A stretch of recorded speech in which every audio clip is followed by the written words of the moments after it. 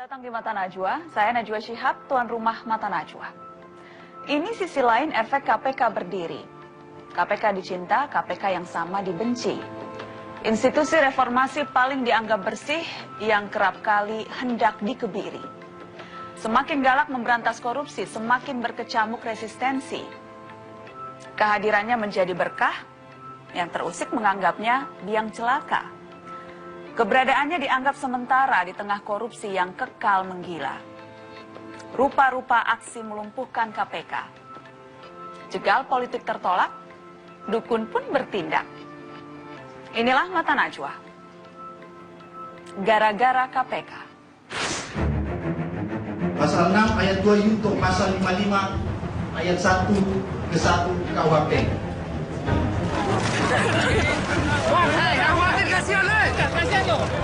Baik itu yang bersifat penggeledahan, penyitaan, dan bahkan cekal.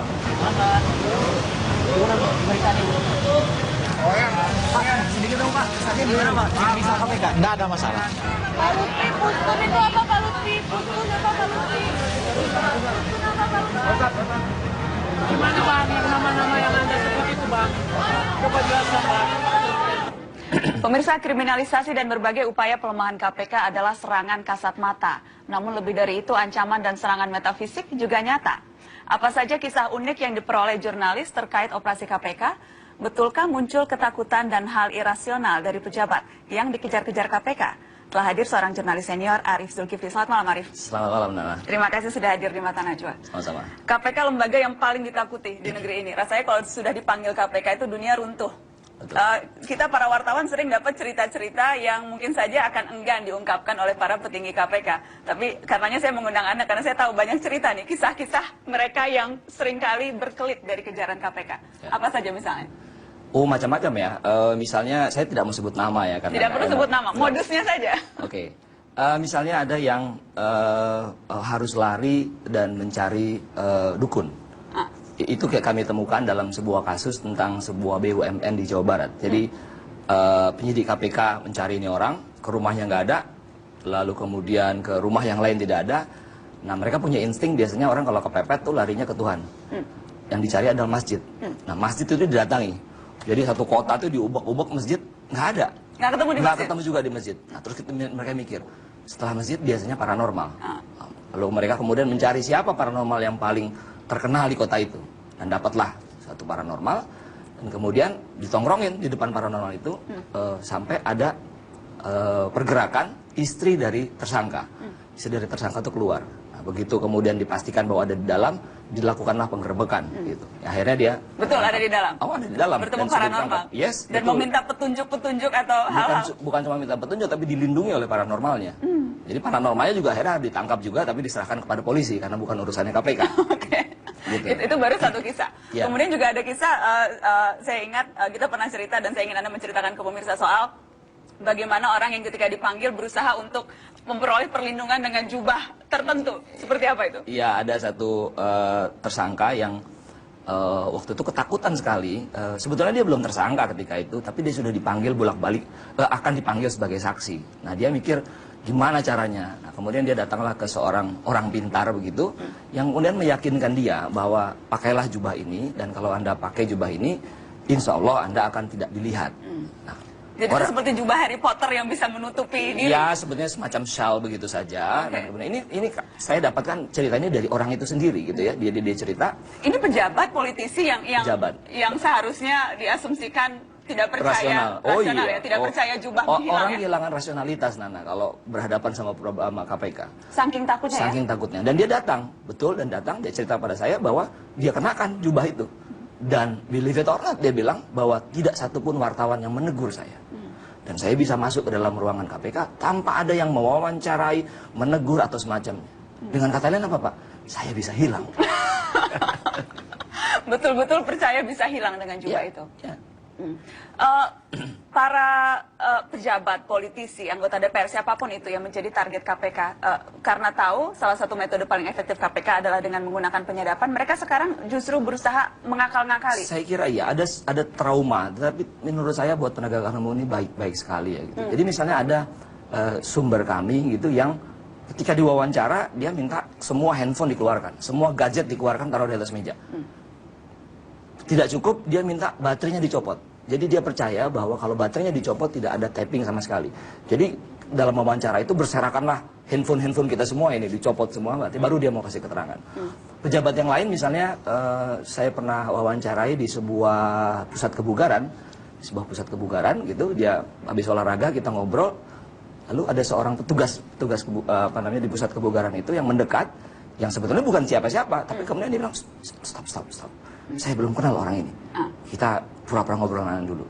Sampai akhirnya orang itu mengatakan bahwa, iya Pak, gimana latihannya? Oh benar, berarti dia baru ngomong itu benar. Betul. Jadi memang saya kira Ada bagus. fobia, ada ketakutan. Saya kira bagus. Dan ini bagus menurut Anda ya? Oh menurut saya bagus, harus itu. Harus orang takut disadap, takut berbuat yang buruk. Tetapi Betul. kalau kemudian sekarang menjadi lebih pintar, mencari cara tertentu supaya bebas dari penyadapan dan sebagainya? Ya itu biasa saja. Maksud saya memang upaya KPK ini kan upaya yang tidak ada habisnya gitu ya. Ini never ending war.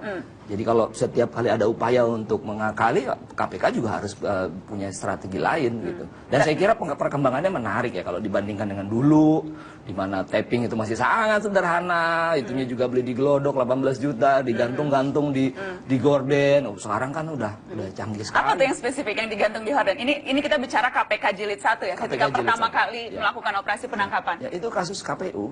Saya kira di kasus KPU terjadi semacam operasi tangkap tangan sebetulnya, tapi sebetulnya itu semacam setup gitu. Ada seorang pejabat yang melakukan transaksi di sebuah hotel, tapi kemudian hotel itu sudah disiapkan dengan segala perangkat penyadapan. Nah saya kira itu adalah pertama kali KPK menangkap tangan seorang penyelenggara negara. Dan itu ketika itu masih sangat sederhana ya? Oh sangat sederhana sekali. Kami tulis waktu itu dalam 10 tahun KPK. Iya, jadi alat sadapnya ditempel di horden, harganya juga sangat murah, 18 Murah. juta kalau tidak salah. Belinya juga di pusat perbelanjaan di Glodok, masih Pernah sangat juga sederhana. dalam sebuah kasus yang lain, misalnya ada suap ya, rencana suap yang diketahui oleh KPK karena si penyuap ya, orang yang disuap dengan kata lain orang yang diperas itu melaporkan kepada KPK. Lalu KPK memasang sebuah alat di uang yang akan diserahkan. Gitu. Jadi dibawa oleh si orang yang membantu KPK itu untuk diserahkan. Sebetulnya tujuannya adalah pengen tahu uang ini sampai ke siapa. Bukan sekedar perantara, tapi ujungnya siapa. Apakah bos atau pimpinan dari lembaga itu. Nah di tengah jalan ternyata diketahui alat sadap itu rusak. Jadi kan berantakan semua skenario kan. Nah kan begitu ketahuan bahwa itu rusak, kemudian disitulah dilakukan penangkapan. Nah karena penangkapan dilakukan prematur, makanya ditangkap adalah para perantaranya, belum sampai kepada orang yang diberikan. Nah kalau sekarang saya rasa jauh lebih canggih dari itu. Jauh lebih canggih. Ya. Jadi seharusnya jauh lebih takut. Mestinya begitu, mestinya begitu. Dan perkembangannya saya kira menarik. Dan saya kira banyak sekali kasus di mana KPK, kita harus berbangga pada KPK ya. Saya mau kasih contoh misalnya perburuan terhadap Nunun Nurbaiti, seorang sekarang sudah terpidana kasus cek pelawat. Itu menarik sekali cerita bagaimana dia 2 tahun dalam pelarian di sejumlah negara di Asia Tenggara sampai akhirnya KPK menangkap mereka. Bagaimana ini terjadi? Salah satunya adalah dilakukan penyadapan terhadap pembantu rumah tangga.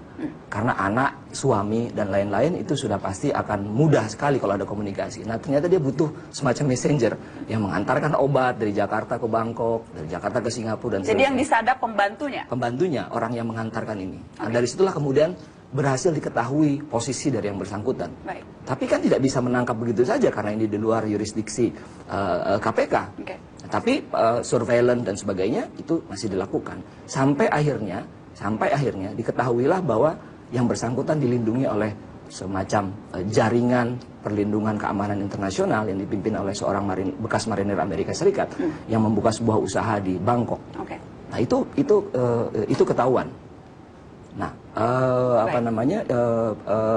tapping terus dilakukan sampai akhirnya berhasil ditangkap. Yang nangkap bukan KPK tapi kompanion mereka di kepolisian.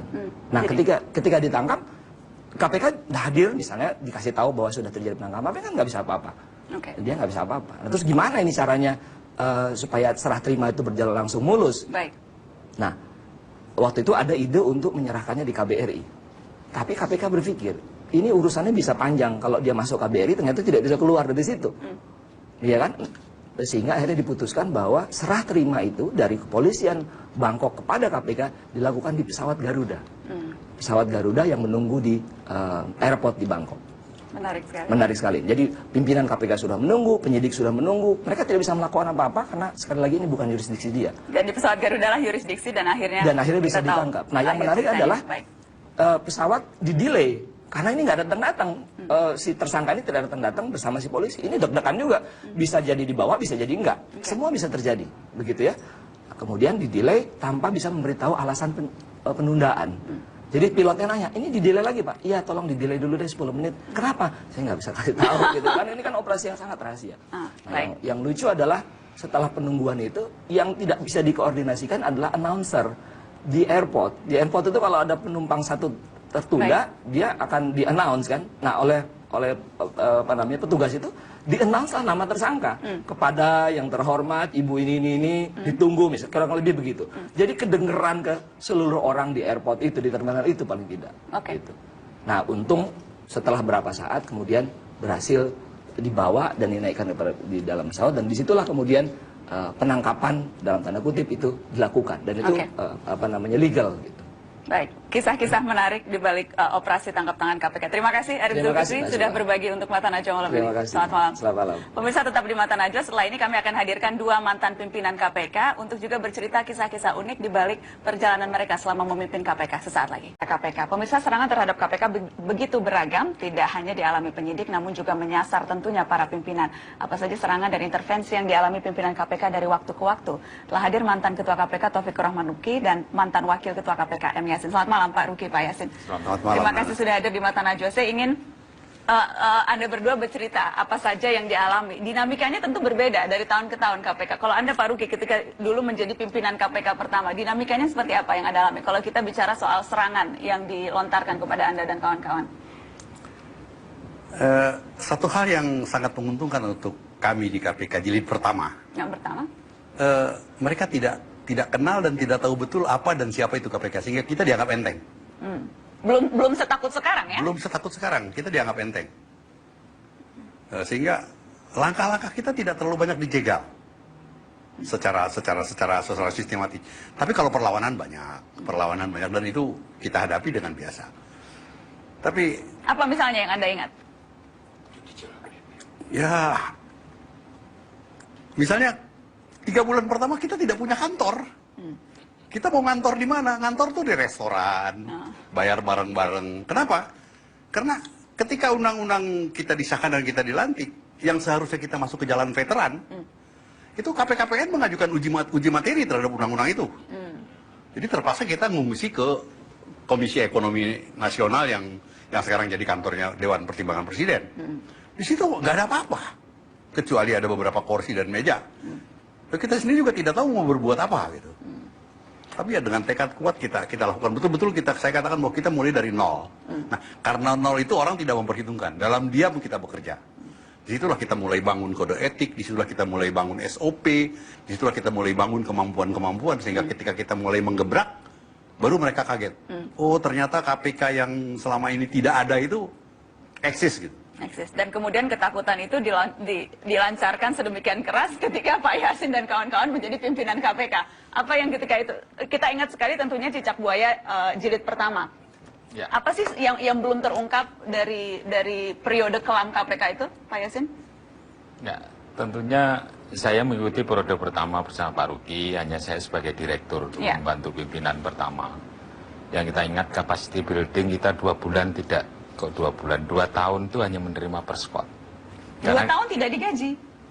Perskot itu ya tidak banyak.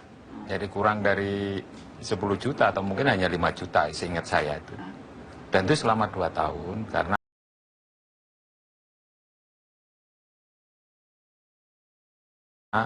dasar hukum untuk memberikan remunerasi bagi KPK belum ada. Sehingga itu sepanjang semua pimpinan KPK termasuk penyidiknya, seluruh pegawai KPK. Seluruh pegawai termasuk pimpinannya. Semua pegawai ketika itu tidak berani kita membayar gaji karena aturan untuk membayar gaji belum ada. Belum ada. Walaupun uang sudah ada.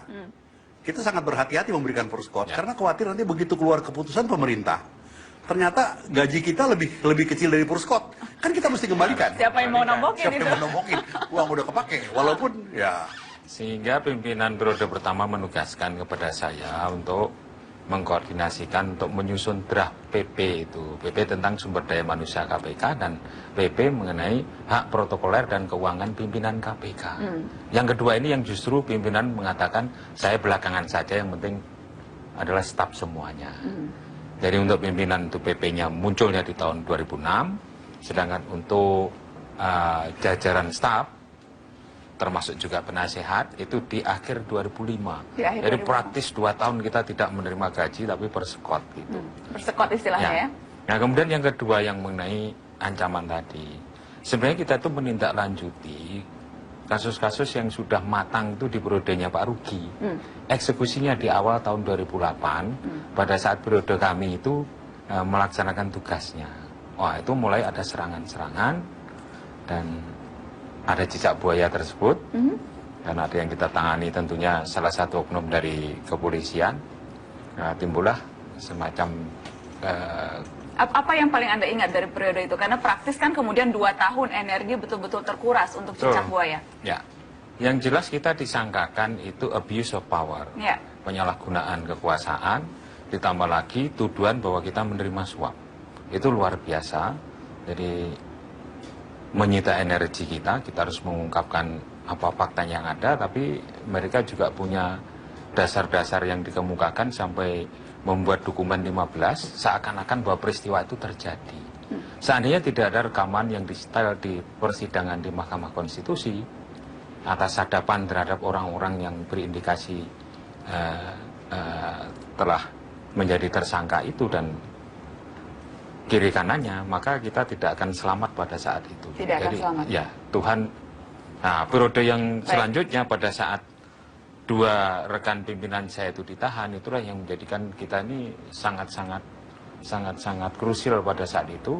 Segala urusan di KPK hanya ditangani oleh 2 orang pimpinan, saya dengan Pak Haryono pada saat itu. Baik, kita akan break. Nanti setelah ini saya ingin tanya soal serangan-serangan metafisik yang saya tahu juga dialami oleh Anda berdua sesaat lagi. Ruki, Pak Yasin, yang jelas kan kita tahu pimpinan KPK kerap menjadi sasaran tindak kekerasan, fitnah, santet. Bahkan, saya ingin tanya apa spesifik yang pernah Anda berdua alami kalau kita bicara soal serangan-serangan terhadap KPK? Dari mulai yang fisik sampai metafisik? yang fisik saya pernah mengalami dikirimi sebutir peluru di dalam amplop.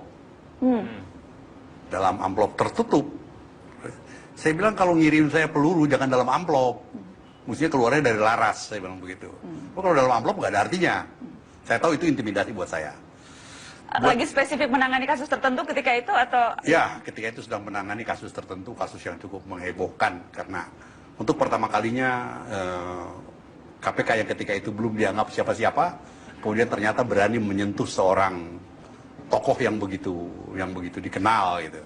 Dan itu intimidasi buat kami yang ada di KPK. Tapi kalau buat saya sebagai orang yang memang bekerja sebagai polisi dari mulai muda, hal-hal yang begitu menurut kami sudah biasa gitu. Oke, jadi dikirimi peluru ya? Peluru itu. Tapi saya bilang sama teman-teman gak usah dijadikan heboh di wartawan lah. Biar itu kita tapi ini cukup meningkatkan kewaspadaan.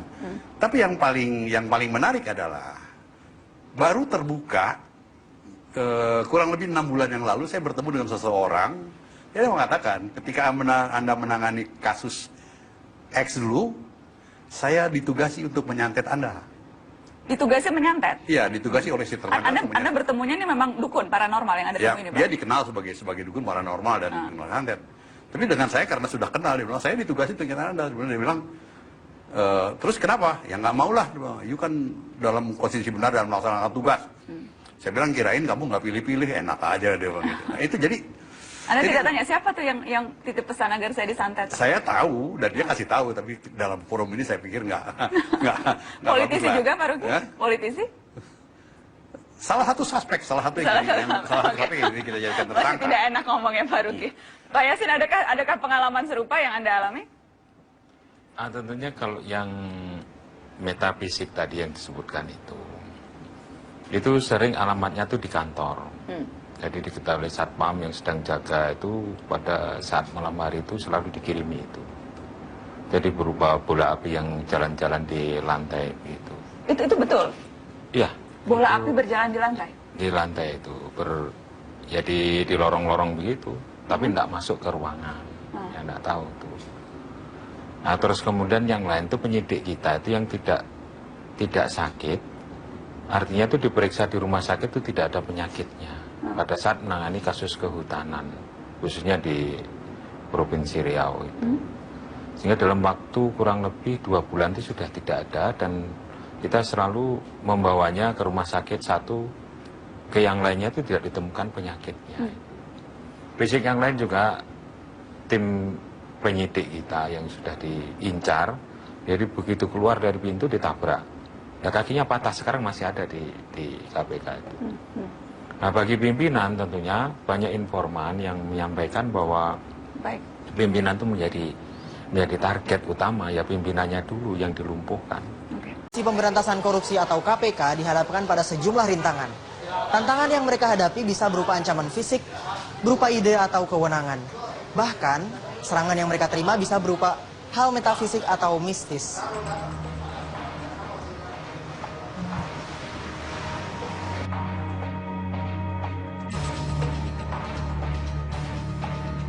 Suatu hari, petugas keamanan menyaksikan seseorang mengelilingi gedung KPK dan menaburkan garam. Orang itu percaya dengan melakukan hal demikian, terduga koruptor akan terbebas dari jerat KPK. Ancaman ke KPK dalam wujud serupa tak terjadi sekali, seperti yang dituturkan juru bicara KPK Johan Budi. Saya pernah, tapi tidak menyaksikan sendiri, dari cerita-cerita gitu bahwa ditemukan ada misalnya kain putih gitu di dalamnya ada lembaran-lembaran tuliskan atau izin atau apa itu, kemudian garam itu udah sering, bahkan di lantai 3 pernah ditemukan juga itu. Untuk menangkal berbagai ancaman terhadap upaya pemberantasan korupsi tersebut, KPK mengaku tak punya cara spesial. Cukup dengan mendekatkan diri kepada Tuhan, hal-hal aneh pun tak pernah dialami awak KPK. Dari Jakarta, Tim Liputan Mata Najwa, Metro TV.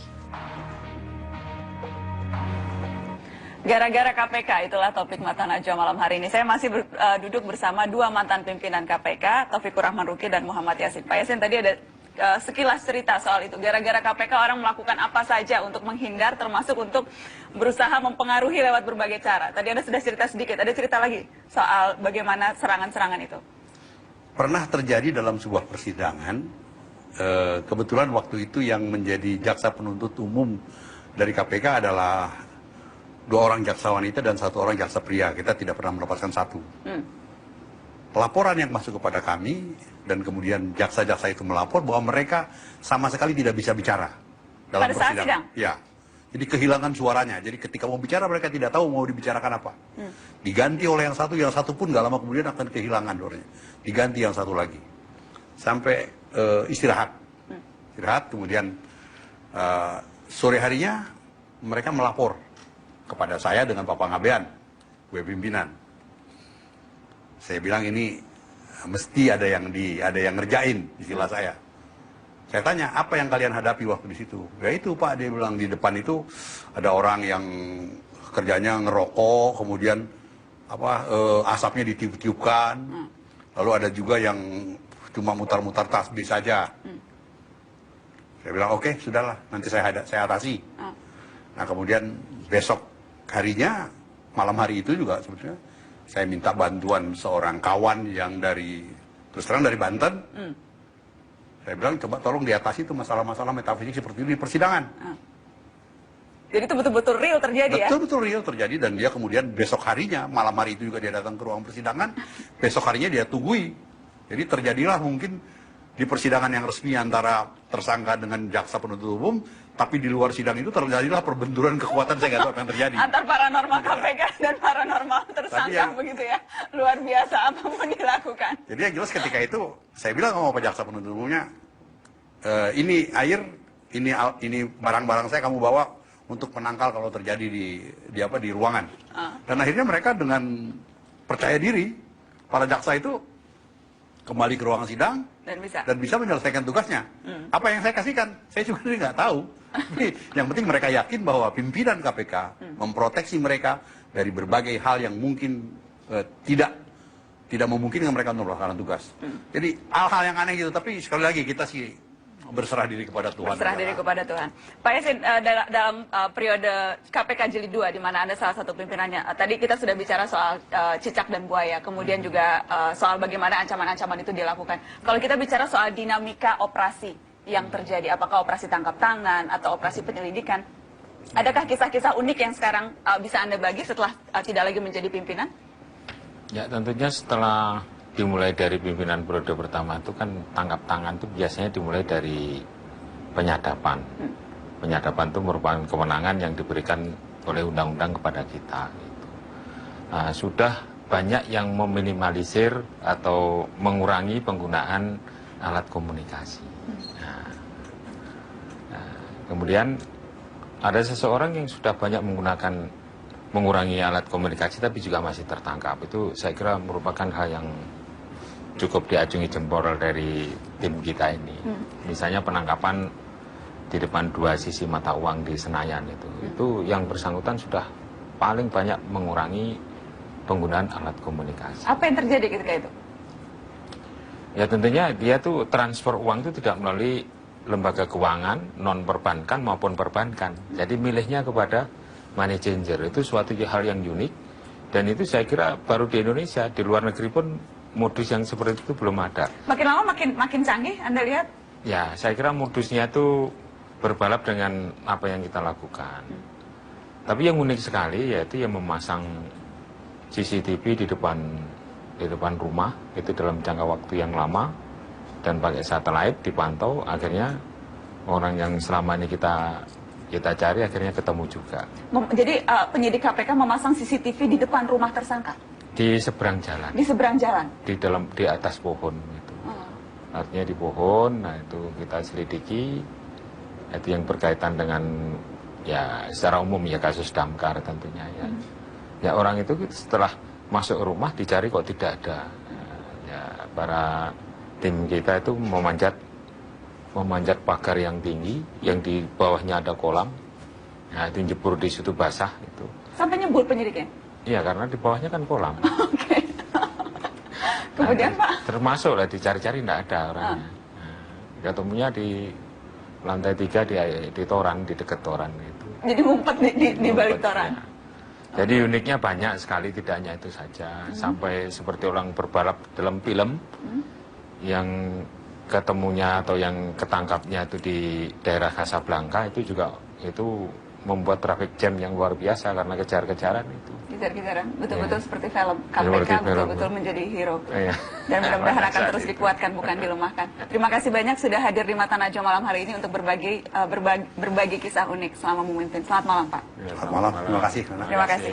Pemirsa, benarkah hidup menjadi pimpinan KPK tidak merdeka? Sesaat lagi saya akan berbincang dengan Wakil Ketua KPK, Bambang Wijoyanto. Masih di Mata Najwa, gara-gara KPK. Keselamatan dan mengantisipasi godaan, kehidupan sosial pimpinan KPK dibatasi oleh kode etik yang mengikat.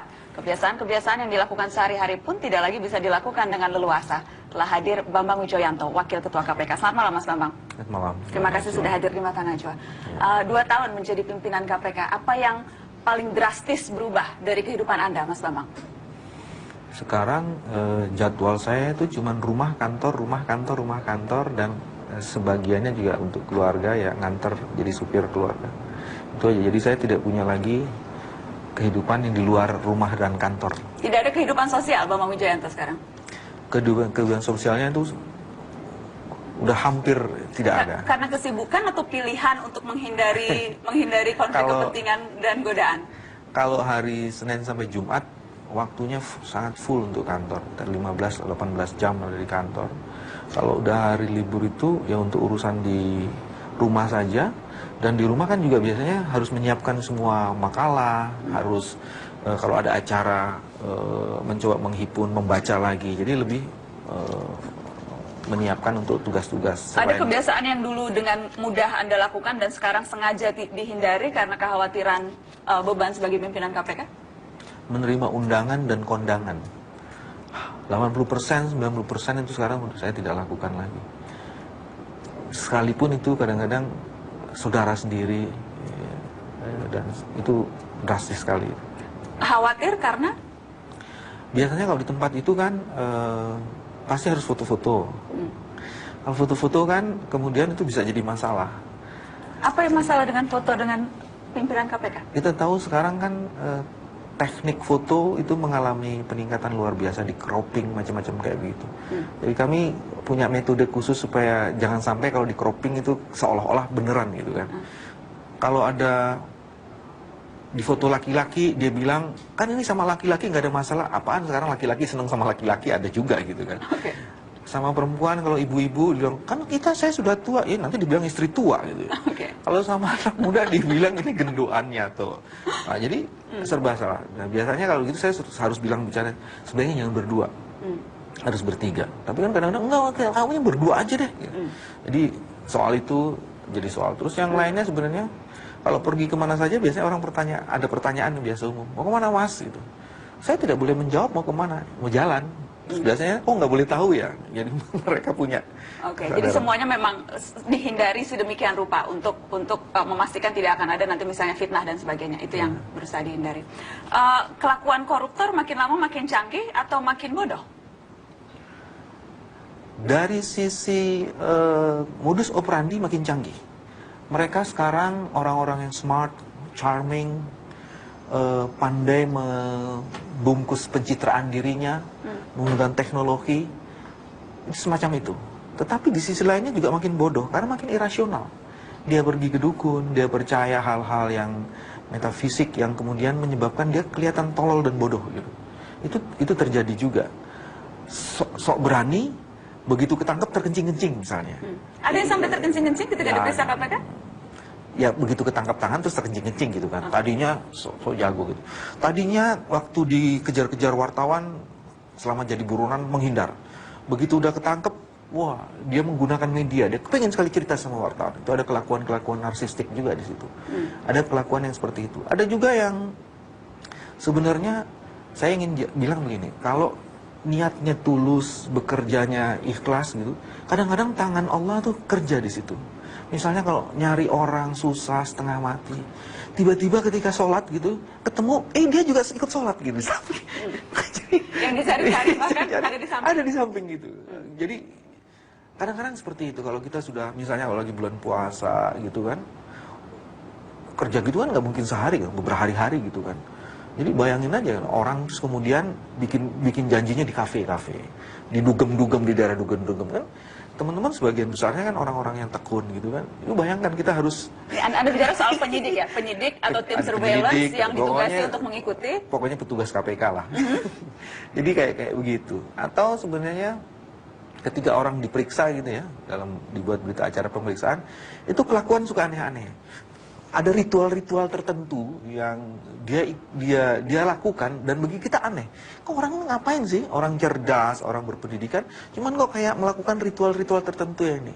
Ritual maksudnya gerakan-gerakan? Ya, gerakan-gerakan tertentu. Duduk harus begini, mata harus memandang ke sini, arahkan bolpenmu di situ. Itu ada itu yang begitu. Jadi pada saat diperiksa? Oh iya. Dan itu Anda menebaknya apa? Karena pesan atau karena apa? Itu melakukan gerakan sesuai yang diperintahkan dukunnya atau kenapa tuh? Kira-kira begitulah gitu. Jadi itu yang disebut bodohnya di situ. Jadi ada cukup banyak hal-hal yang kayak begitu. Ada juga yang sebenarnya yang menarik sebenarnya. Ada orang begitu ketangkap gitu, dia mengalami proses penyadaran baru, kesadaran baru. Oke Pak, saya akan buka semua yang saya tahu. Tapi ada juga yang melalui proses lama-lama begitu, baru kemudian menemukan pencerahan gitu. Oke Pak, kita ini kan biasanya kalau orang-orang seperti itu kita tetap ajak dia sholat, kita ingatkan, kamu belum sholat loh. Ada yang ditanya belum sholat gitu ya, dia mengakunya si ustadz gitu, belum sholat, dibilang belum mandi junub nih. Jadi kadang-kadang suka lucu-lucu aja gitu. Penyidik, saya tahu pimpinan KPK itu sangat protektif terhadap pegawai KPK, terutama penyidik. Boleh saya tahu seperti apa sih sebetulnya siapa mereka? Tidak menyebut nama tentunya. Yang paling terkenal Novel Baswedan sekarang. Tetapi siapa sesungguhnya mereka? Kehidupan mereka seperti apa? Gaji mereka berapa? Apa yang mereka hadapi sehari-hari? Teman-teman di penyidikan, di penyelidikan, di Dumas dan beberapa teman lain di penuntutan itu sebenarnya hampir sebagian besar waktunya memang di kantor. Apalagi kalau lagi operasi-operasi tangkap tangan, udah sampai 3-4 hari, 5 hari mereka nggak pulang, tidur kurang, kayak semacam itu. Karena koruptor itu yang tadi saya bilang makin canggih, sehingga ketika proses kita jalan, operasi tangkap tangan jalan itu biasanya mereka memindahkan barang-barang bukti dengan segera.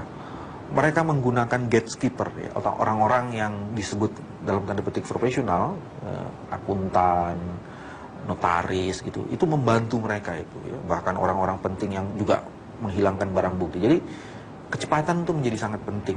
Nah, berkejaran dengan kecepatan itu biasanya akhirnya menghabiskan cukup banyak waktu. Sehingga mereka harus tidur di kantor dan macam-macam, padahal kurang tidur. Nah, ini juga bagian penting. Jadi supply mengenai kebutuhan mereka selama operasi itu juga sesuatu yang harus mendapatkan perhatian. Terus yang kedua juga, penyidik KPK itu sekarang ini kan harus diprotek ya. Karena kalau orang tahu siapa penyidik KPK, itu harga kepalanya tambah mahal.